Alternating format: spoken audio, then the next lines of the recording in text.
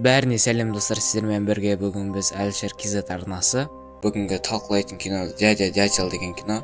Біз оны қазақшаға «Тоқылдақ ағай» деп аудардық.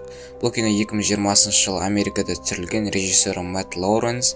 Кино жанры жалпы күлкілі әрі қорқынышты, сондықтан да бүгін видеода сіздер күліп және қорқатын боларсыздар. Жақсы, мен көп сөйлеп кеткен секілдімін, сондықтан да көп сөйлемей видеомызды бастайық. Кино Американың бір қаласында басталады. Бұл кино жалпы өмірден алынған дейді. Жақсы киноны айтайық. Кинода 3 адам болады жалпы. Олар бір рок группасын ашып, әлемге танытқысы келеді. Біз соларды бірден таныстырып кетейік. Бұл қыз басты рөлде. Бұл қыз бәрін шешіп отырады, яғни группаның бастығы. Сондықтан да мен бұны бастық деп атайтын боламын. Және екінші кейіпкер түрі қорқынышты болғанмен өте мейірімді. Мен бұны тақырбас деймін. Ал группаның үшінші адам болса өмірден түңіліп кеткен, кім не айтады соның артынан жүре беретін адам. Сондықтан мен оны ақымақ деп атайтын боламын. Бұл үшеуінің мақсаты болады, олар әр қалаға турға барып, өзін жақсы көретін әншілермен кездесіп, және олардан қолтаңба алып, және тағы да концерттерді беріп, көп ақша тапқысы келеді. Сөйтіп олар үшеуі бір ауыздан келісіп жолға шығады. Сөйтіп жолға шығатын күні олардың көліктерін бір белгісіз адамдар ұрлап алып кетеді. Сосын олар енді не істейміз дейді. Сөйтіп үшеуі тағы да ойланып, басқа көлікті жалдап алайық дейді. Сөйтіп барлық көліктерге нөмірлерін жабыстырып кетеді.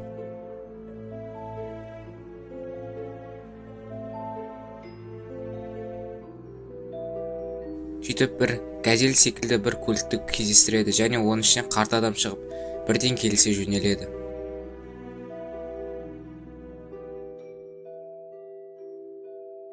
Сөйтіп олар үшеуі бірігіп жолға шығып кетеді. Сөйтіп жанармай бекетіне тоқтаған кезде әлгі бастық бұл көліктен күдіктене бастайды, себебі адамның қандарын байқайды.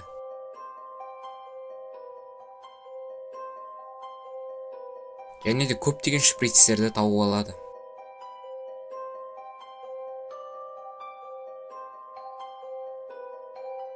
Сөйтіп олар бірінші турға келіп, өздерінің алғашқы концерттерін береді.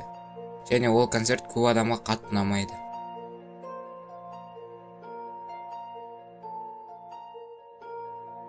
Сөйтіп бастық келісілген ақшаның орнына өте аз ақша береді.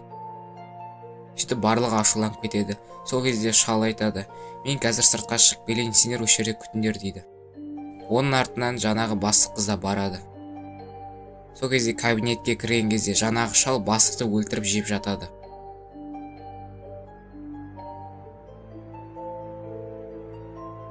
Бастық қатты шошып кетіп сыртқа қарай достарына жүгіре бастайды. Сөйтіп жүгіріп келіп достарына барлық жағдайды айтқан кезде шалда келеді. Сол кезде барлығын түсіндірмекші болады. Сол кезде оларды кафеге алып барып барлығын түсіндіреді. Менде сондай ауру, мен түнгі сағат 12-де сөйтіп құбыжыққа айналып кетемін дейді. Бірақ қорықпаңдар, мен сендерге тиіспеймін, мен тек қана адам сендерге көп ақша бермегесін, мен оған тиістім дейді. Сосын барлығымыз дауысқа салып, оның кім қалатын шешейік дейді. Сол кезде тақырбас пен ақымақ оны қалдырады. Осы жағдайдан кейін қалай қалдыруға ана шалды? Сөйтіп олар тағы да бір жерге келіп тоқтайды. Сол жерде бастық машинаға барып ұйықтайды.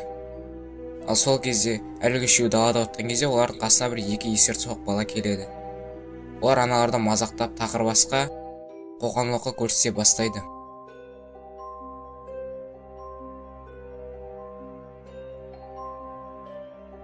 Сол кезде шал оларды барып аямай бір сөз айтқан кезде өлтіріп тастайды.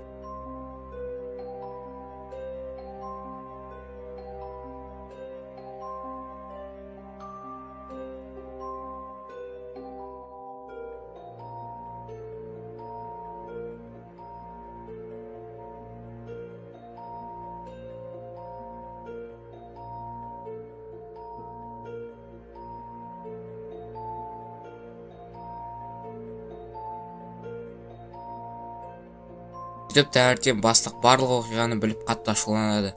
Бірақ оның қалуын қайттан сұрайды жаңағы екі тақырбас пен ақымақ. Бірақ осы жағдайдан кейін тағы да оны қалай қалдырып отыр, олар өздерін жеп қоюы мүмкін ғой жаңағы шал. Және де таңда атқан кезде, сол кезде аналар қуана бастайды, себебі оларға тағы да бір турға хабарлама келеді.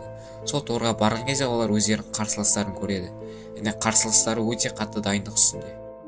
Және бұларды қане бізде көрсетейік деп тақырбас микрофонды алып, олар әнді айтып тастайды. Сол кезде қарсыластар да оны байқап, бұлар да мықты группа деп қатты қорқып кетеді. Сол кезде түнде батады. Сол кезде бұл командаға бір қыз келіп, бір үйді арендаға береді. Сол кезде жаңа қарсыластар да сол үйде болады. Сөйтіп қарсыластар тақырбасты, және қалған достарын байлап тастайды. Сендер себебі турға бармайсыңдар, себебі біз ұту керекпіз деп оларды байлап тастайды. Сол кезде есікке біреу келеді. Ол шал болып шығады. Ол жаңағы қарсыластардың барлығын өлтіріп тастайды.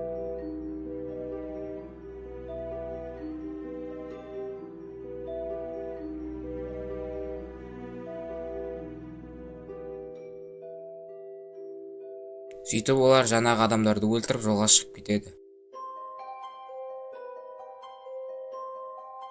Сөйтіп олар турға да жетеді. Сол кезде турда бастық айтады: болды, сен біз шаршаттың, сен біздің группадан кетесің дейді. Сол кезде тақырбас пен ақымақ ол кетсін деп қол көтереді. Міне баяғыдан бері осылай жасамайсыздар ма, осы қуып жіберіп. Сол кезде шал айтады бастыққа: түнгі сағат 12-де мен сендерді өлтіріп қоюыма болады, сондықтан да абайлаңдар дейді.